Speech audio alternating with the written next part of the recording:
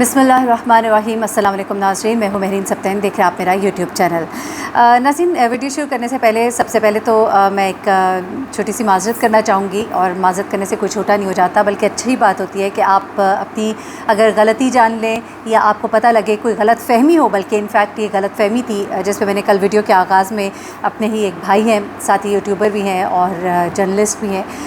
मुझे उनकी एक बात से ऐसा गुमान गुजरा कि वो सब बातें उन्होंने शायद मुझे कही हैं, क्योंकि मुझे वो वीडियो किसी ने शेयर की या पता नहीं शरारत से की या जिस भी नीयत से की, और फिर मैंने शायद उसको उसी एंगल से देखा। लेकिन फिर बाद में जब उनका मुझे फ़ोन भी आया और मेरे भाइयों की तरह, और मुझे अच्छा भी लगा कि उन्होंने फ़ोन करके क्लियर किया, क्योंकि कुछ एक पहले की भी थोड़ी सी कन्फ्यूजन थी, वो भी क्लियर हो गई। अच्छा होता है कि कभी कोई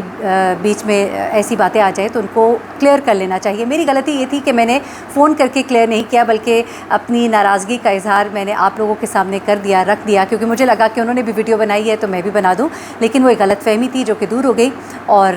माज़रत चाहती हूँ, शायद मैंने कुछ ज़्यादा कह दिया, तो मेरे ख़्याल से पैगाम उन तक भी पहुँच ही जाएगा, आप भी पहुँचा दीजिएगा। अच्छा, अब बात का ज़रा आगाज़ करते हैं, क्योंकि 2000 केस के अंदर अब बड़ी तेज़ी के साथ कुछ पेशरफ्त हो रही हैं, और कुछ दरखास्तें जो हैं आप सारा दिन में सुन ही चुके होंगे, लेकिन उन दरखास्तों से ज़रा आगे की कुछ बातें आपको बताती हूँ, क्योंकि एक बड़ी थरथली सी मच गई है। और ज़हीर गैंग जो है उन्होंने अब एक नई प्लानिंग जो है वो कर ली है, वो भी मैं आपको बताती हूँ क्या है। क्योंकि आज आपको पता ही है कि कोर्ट के अंदर जो कुछ हुआ, हमारे साथी भाई जो कोर्ट रिपोर्टर्स है वो बड़े अच्छे से उसको एक्सप्लेन कर देते हैं। एक तरफ ज़हीर की एक कामयाबी के जो डंके बजाए गया, बताया गया जी ज़हीर ने बड़ी कामयाबी हासिल कर ली है, तो जी कामयाबी वो सिर्फ इतनी सी थी कि बैंक अकाउंट्स जो है उनके बहाल हो जाएंगे, क्योंकि ज़ाहिर सी बात है उन्होंने एक दरखास्त दी थी, और बैंक अकाउंट्स उनके इसलिए बंद किए गए थे क्योंकि ये पुलिस से छुपते फिर रहे थे, जगह जगह इनके लिए छापे मारे जा रहे थे,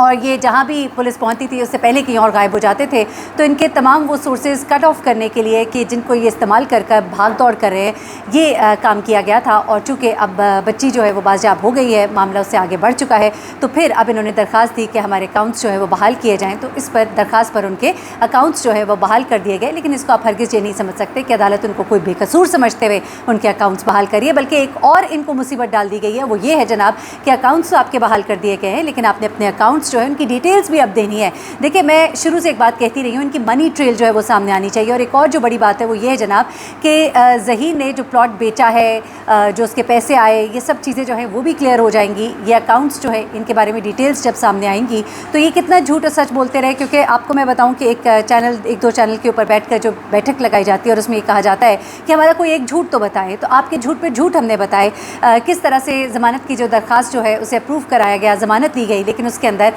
मुल्तान बेंच में ये नहीं बताया गया कि इससे पहले भी आप ज़मानतें ले चुके हैं। आपने ये भी झूठ बोला कि हम दुआ को लेने वहाँ नहीं गए थे, लेकिन अब शब्बीर ने पहली बार इकरार किया, इकरार जुर्म किया, और उसने कहा कि मैं वहाँ गया था, मेरे साथ मेरा भाई भी था, हम दुआ को लेकर आए, ये तमाम बातें हुई। लेकिन फिर मुसलसल उन यूट्यूब चैनल्स पर ये कहा जाता रहा कि ऐसा तो कुछ भी नहीं हुआ। लेकिन अब बाकायदा तौर पे ये रिकॉर्ड में आ गया है, जो पुलिस की रिपोर्ट है, जो पेशरफ्त रिपोर्ट है, उसके अंदर ये कहा गया कि शब्बीर ने ये बात मानी है कि वो 16 तारीख को वहाँ पर मौजूद था, ज़हीर के साथ वहाँ पर मौजूद था। दुआ को लाने में उनका क्या हाथ है, उसका जो उसने बयान दिया वो सब कुछ इसके अंदर बताया गया। लेकिन ज़हीर ने इस बात से इनकार किया कि वो वहाँ पर मौजूद नहीं था। लेकिन मैं आपको ये भी बताऊँ कि ज़हीर के इस्तेमाल में उसकी माँ का फ़ोन था, माँ के नंबर पर, माँ का नंबर वो उसके ज़ेर इस्तेमाल था, और उस नंबर की लोकेशन जो है वो भी करीब करीब दुआ के घर के ट्रेस की गई, और वो सीरिया डाटा जो कि सामने आया, जिसके बाद मामला बड़ी तेज़ी से आगे बढ़े। तो उसने ये भी बता दिया कि ज़हीर जो है उस वक्त वहाँ पर मौजूद था, उसके बाद फ़ोन को उसने ऑफ़ किया, और उसके बाद व्हाट्सएप के ऊपर राब्ते में रहा, और उसके बाद ये बच्ची को लेकर यहाँ पर आए। तो भाइयों के दरमियान भी बयान के अंदर भी तज़ाद पाया जाता है। अच्छा, दूसरे चैनल्स के ऊपर ये कहा गया, जो मुखालिफ पार्टीज़ हैं मैं कह लूँगी उनको,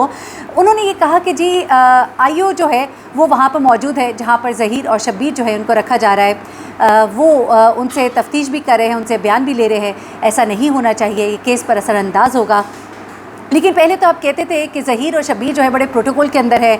पुलिस उनको बड़ा प्रोटोकॉल दे रही है, आप तो बड़े खुश थे, बड़े राज़ी थे। फिर क्या वजह हुई? वजह ये हुई जनाब कि अब केस जो है वो सही सिम पर चल पड़ा है, और अब पुलिस जो है वो जानती है कि वो अब अपने हर अमल के लिए जवाबदेह होंगे। अगर वो कोई गलत हरकत करेंगे या अगर कोई केस को ठीक से नहीं लेकर चलेंगे तो इसके ऊपर कोई कार्रवाई भी हो सकती है। तो मामला बड़े सीधे तरीके से चल रहे हैं। तो उन्होंने ये शोर मचाना शुरू कर दिया कि जी वो आईओ साहब जो है वो इनके ऊपर दबाव डाल रहे हैं। तो अब देखिए कि जब कोई काम सीधा करता है तो फिर उसके ऊपर इल्ज़ामात लगने शुरू हो जाते हैं। एक और जो बड़ी अजीबोगरीब बात हुई है वो मैं आपके साथ ज़रूर शेयर करूं,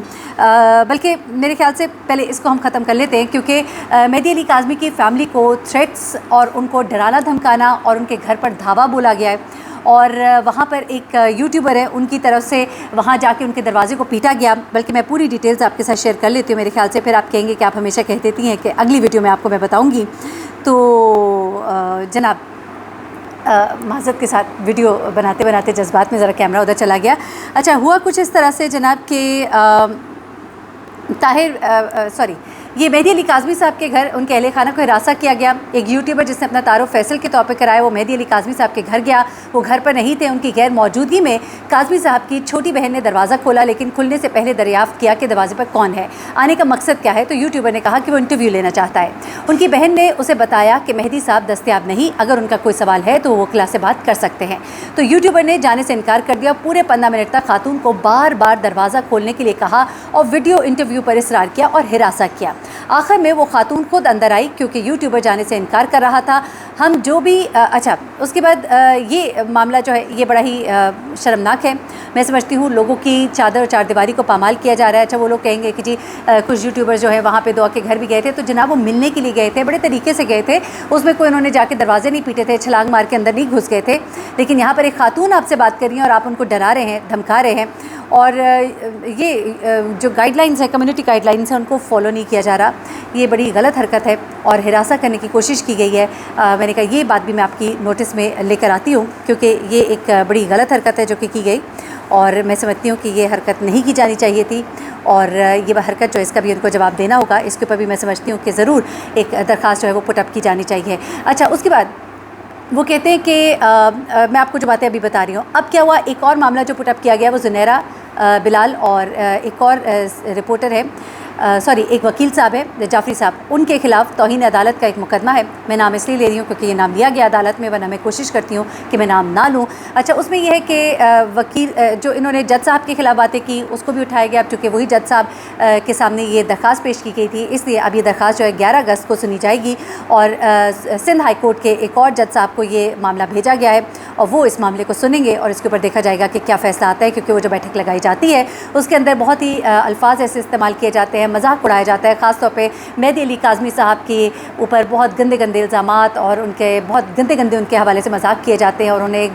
یہاں تک کہ میں کہوں گی کہ اخلاق سے گری ہوئی باتیں کی جاتی ہیں ان کے حوالے سے، تو غلط نہ ہوگا۔ تو یہ سب کچھ اس ویڈیو میں کیا جاتا ہے۔ تو جناب اس حوالے سے اب یہ ایک بڑی پیش رفت ہوئی ہے، جس کا میں پہلے ذکر کر رہی تھی کہ ایک بڑا سٹیپ لینے جا رہے ہیں، تو وہ سٹیپ جو ہے وہ آج سامنے آ گیا ہے۔ اس کے بعد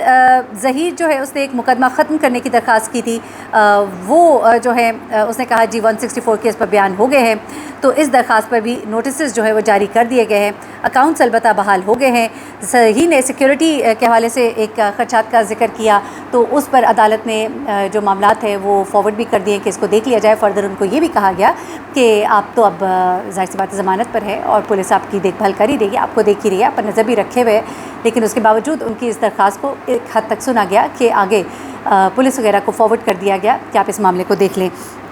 تو جناب یہ تمام تر چیزیں ہیں۔ دوسری سائڈ کے جو پارٹی جو تحفظات اٹھاتی ہے، میں نے وہ بھی آپ کے سامنے رکھ دی ہے، اور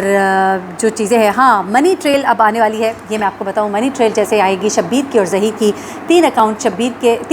کے اور 1 اکاؤنٹ شبیر کا، اور اس کے علاوہ کچھ چیزیں اور بھی ہیں، تو اس سے معلوم ہوگا کہ وہ کون سے پلاٹ تھے جو انہوں نے سیل کیے، وہ پلاٹ ان کے پاس آئے کہاں سے، ان کی سورس آف انکم کیا ہے، کیونکہ یہ باتیں معلوم کرنا بہت ضروری ہے۔ میں نے آپ کو جیسا کہ پہلے بھی بتایا کہ جس گھر میں یہ سو رینٹ پر رہ رہے ہیں، وہ گھر کا کرایہ یہ کہاں سے دے رہے تھے، جبکہ ان کے تمام اکاؤنٹس بلاک ہوئے ہوئے تھے۔